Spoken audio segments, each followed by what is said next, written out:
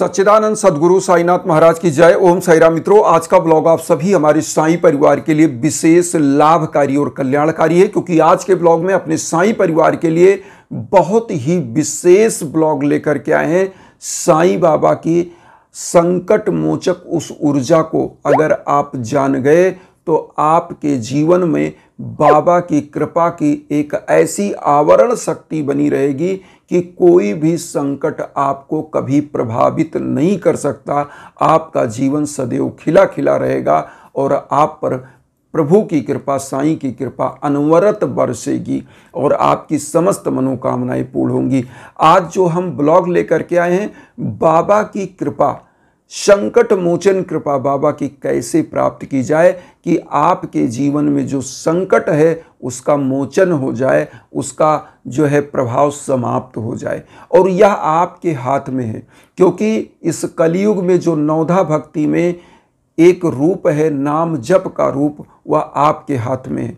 और जो भी भक्त अनन्य भाव से साईं के श्री चरणों में लगा होता है, जैसा कि साईं सच्चरित्र में हेमाड पंत जी ने लिखा है, साईं बाबा ने स्वयं कहा है कि जो भी भक्त अनन्य भाव से मेरी शरण में आता है और समस्त जीवात्माओं में मेरा दर्शन करता है, उसके समस्त रूपों में, समस्त भूतों में कल्याण मैं करता हूँ। ऐसे भक्तों को उनके घर में कभी भी अन्न वस्त्र की कमी मैं नहीं होने देता। ऐसा भक्त हमारा विशेष होता है। तो बाबा के श्री चरणों में जो भी व्यक्ति अनन्य भाव से लगता है, सच्ची श्रद्धा से लगता है, बाबा की कृपा उस पर सदैव बनी रहती है। अब यहाँ पर आता है कि बाबा की उस ऊर्जा को हम प्राप्त कैसे करें। सबसे बड़ा चीज़ अब यहाँ आप समझ सकते हैं, जैसे कि सबसे पहला चीज़ तो मैं कहना चाहूँगा कि अभी जो यह विमान का हादसा हुआ, सबसे पहले उन सभी मृत आत्माओं के लिए मैं शांति के लिए प्रार्थना करता हूँ परमात्मा से कि उनको अपने चरणों में स्थान दे। आप स्वयं समझ सकते हैं कि आज जीवन कैसा है। जीवन एक पानी के बुलबुले की तरह है कि जो कभी भी आया और कब फूट गया कुछ पता नहीं। आप समझिए कि उस प्लेन में जो 241 यात्री बैठे हुए थे, वह प्लेन कहीं जा रहा था। प्लेन का हादसा हुआ, प्लेन के लोगों के साथ जो हुआ तो हुआ ही, वो मेडिकल के स्टूडेंट जिनके बिल्डिंग पर जाकर, हॉस्टल पर जहाँ मेस था, जहाँ भोजनालय था, उस पर गिरा और कितने मेडिकल के स्टूडेंट भी काल के गाल में समा गए। जो एक अनहोनी तो है। आप समझ सकते हैं कि जो मतलब उस विमान से संबंधित भी नहीं थे, लेकिन उसके माध्यम से ही काल के गाल में समा गए। तो ये क्या है? ये एक प्रकार से काल चक्र है। इसीलिए कहा जाता है हिल्ले रोजी बहाने मौत। किसी के सहयोग से ही आपको रोजी रोटी मिलता है और मौत बहाने से आती है। तो मौत का कोई क्षण नहीं है। यह जीवन क्षण भंगुर है। कब आपका जीवन क्षण भर में, अभी आप हम बात कर रहे हैं, कब कौन बिछड़ जाए कोई पता नहीं है। इसलिए इस शरीर पर कभी घमंड नहीं होना चाहिए और सदैव परमात्मा के श्री चरणों में लगे रहना चाहिए। और उस ऊर्जा को हम कैसे रिसीव कर सकते हैं, आप समझ सकते हैं। आप सोचिए कि उस विमान में इतने यात्री थे और उसमें से एक यात्री ऐसे भी थे जो बच गए। आप सोचिए, जो विमान का हादसा सभी हमारे बंधु बांधव देखे होंगे न्यूज़ चैनलों पे कि वह विमान इतना तेज उसमें ब्लास्ट हुआ और वह जल रहा था। उस आग के गोले के रूप में जो कन्वर्ट हुआ विमान था, उसमें से एक ऐसे ही जो परमात्मा की कृपा उन पर थी और वह बच गए। क्यों? क्योंकि कहा, जैसा कि हमने कहा ना कि होनी होकर रहे अनहोनी ना होए, जाको राखे साइया मार सके ना कोई। जिसको परमात्मा चाहता है, जिसके ऊपर उसका कृपा दृष्टि उस समय बन जाता है, उसका काल भी कुछ नहीं कर सकता। तो इसलिए अनन्य भाव से, चूंकि यह जीवन क्षणभंगुर है, तो परमात्मा का जो नाम जप, इसीलिए नवधा भक्ति में जो 9 रूपों में एक भक्ति है, नाम सुमिरन का, नाम जप का इस कलयुग में आधार बताया गया है इस भवसागर को पार करने का। वरना तो सभी लोग उस मतलब ये समझ के चलिए कि काल आपके पीछे पीछे है और आप आगे हैं। कब वह आपको एक्सीडेंट कर दे कोई पता नहीं है। तो सबसे बड़ा चीज़ यह है कि उस काल से आपको जो असामयिक चीज़ें हैं आपके जीवन में ना घटें, और जो होना है, देखिए मैं ये नहीं कहता कि पूजा करने से आप अमर हो जाएंगे, लेकिन अनहोनी कभी नहीं होगी। होनी तो जो होना है सब जानते हैं कि अगर आप इस धरा पर पैदा हुए हैं तो निश्चित रूप से आपका जो है इस शरीर को मिट्टी में तो मिलना ही मिलना है। लेकिन भगवान कृष्ण ने गीता में क्या कहा है, नयनम शस्त्रम छिद्राणि नयनम दहति पावका न चैनम किले देन्ते पुनः शोषयति मारुता। अर्थात ये आत्मा जो है ना वो अजर अमर है, इसको ना तो शस्त्र काट सकता है, ना तो जल भिगो सकती है, ना तो अग्नि जला सकती है, ना वायु सुखा सकता है। तो कहने का मतलब है कि परमात्मा का नाम सुमिरन और उसकी ऊर्जा को प्राप्त करने का जो सबसे बड़ा माध्यम है, अब यहाँ समझिएगा। अब इस ब्लॉग में जो सबसे इम्पॉर्टेंट चीज़ मैं बताने जा रहा हूँ, जीवन में इस चीज़ को साध लीजिए, क्योंकि साईं नाम की अगर ऊर्जा प्राप्त करनी तो इसको साध कर चलना है। पहला नंबर, बाबा ने जो कहा सच्ची श्रद्धा और सबूरी। श्रद्धा और सबूरी जो ये दो बाबा ने सबसे मेन इंपॉर्टेंट मूल तत्व को बताया है, इसको आपको धारण करना है। क्योंकि ये मानकर चलिए कि कोई ना कोई ऐसी ऊर्जा है, ऐसी शक्ति है जो समस्त सृष्टि को संचालित करती है। पेड़ों में हरियाली होती है, पेड़ों में फल फूल आते हैं जिनको हम खाते हैं, और पेड़ कहाँ से ऊर्जा ले रहे हैं आप समझ सकते हैं। हम कहाँ से ऊर्जा ले रहे हैं हम समझ सकते हैं। जीव आत्माएं कहाँ से ऊर्जा ले रही हैं आप वो समझिए। क्यों? क्योंकि इस सृष्टि में उसी परम तत्व के द्वारा, परम सत्ता के द्वारा, परमात्मा के द्वारा ही सभी लोगों का पालन पोषण हो रहा है। वही संहारक है, वही पालक है। तो इसलिए उसी ऊर्जा का नाम जप। क्योंकि हमारी जो श्वासें हैं, आध्यात्म में कहा जाता है जब आप अपना एकदम कॉन्सेंट्रेट होते हैं और कुछ मत बोलिए, लेकिन जो आपका श्वास अंदर जाता है तो ऐसी मान्यता है ओम की आवाज़ आती है। जब आप श्वास को छोड़ते हैं तो भी ओम की आवाज़ आती है। ओम क्या है? वह निराकार सृष्टि की ऊर्जा है। इसीलिए किसी भी मंत्र में ओम लगता है। जैसे हम लोग कहते हैं ओम श्री साई नाथाय नमः, ओम साई राम, या ओम श्रीडी वासाय विद्महे सच्चिदानंदाय धीमहि तन्नो साई प्रचोदयात्। तो ओम क्या है?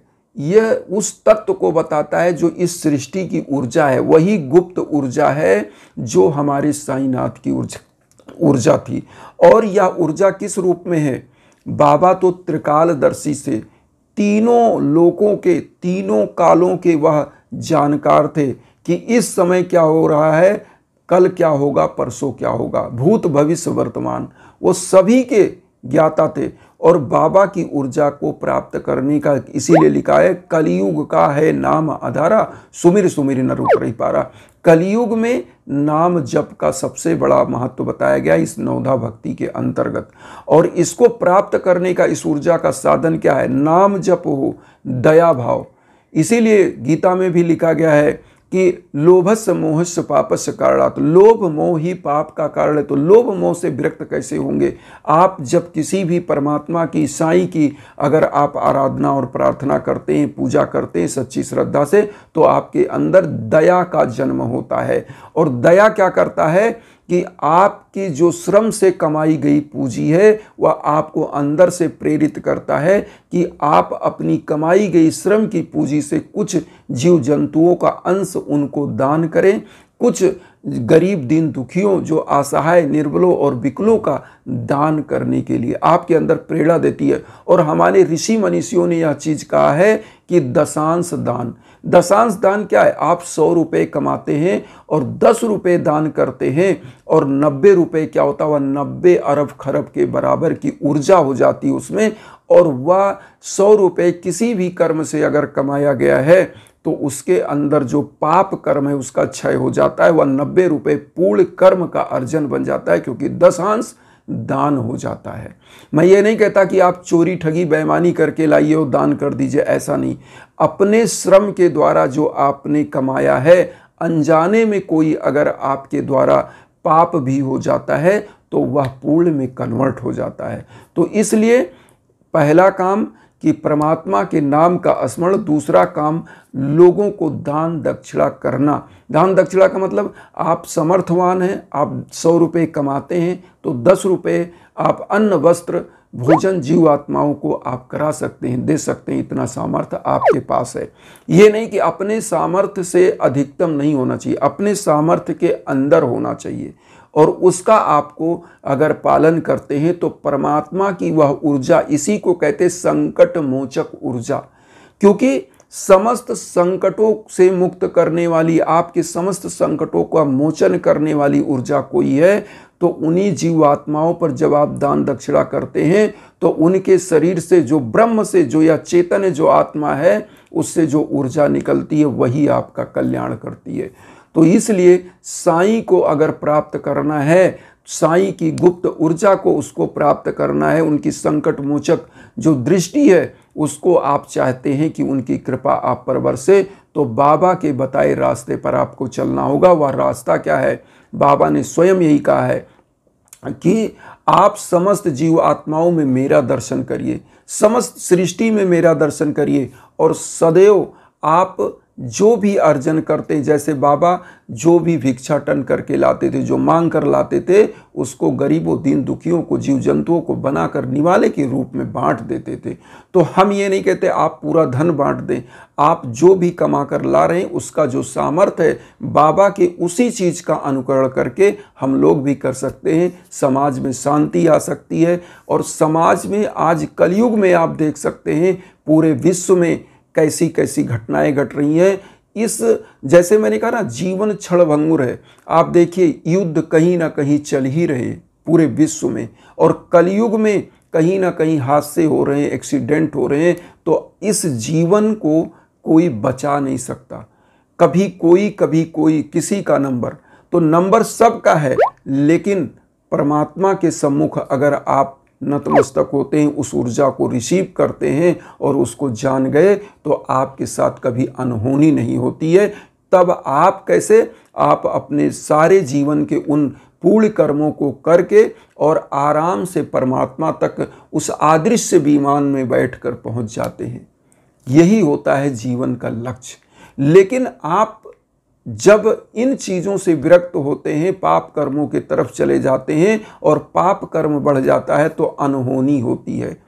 क्योंकि कहा गया अकाल मौत वो मरे जो काम करे चंडाल का, और काल उसका क्या करे जो भक्त हो साईं महाकाल का।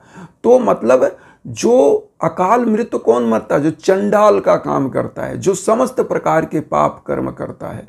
और जो भक्त होता है परमात्मा का, भगवान भोलेनाथ साईनाथ का, उसका अकाल मृत्यु कभी होता नहीं, उसके साथ कोई संकट आती ही नहीं, उसका परिवार सदैव प्रसन्नचित्त और खिला होता है।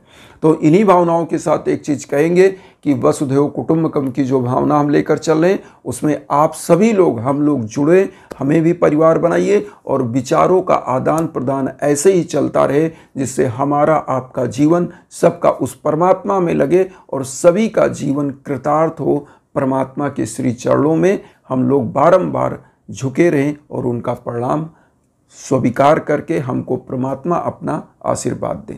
इन्हीं के साथ, इन्हीं ऊर्जाओं के साथ मैं यही कहूँगा कि वसुधैव कुटुंबकम की जो भावना हम लेकर चल रहे हैं उसमें चैनल को सब्सक्राइब करके हमें भी अपना परिवार बनाइए। उन साई भक्तों तक वीडियो को जरूर शेयर करिए जो किन्हीं कारणों से कष्ट में, दुख में। इसी भावना के साथ ओम साई राम।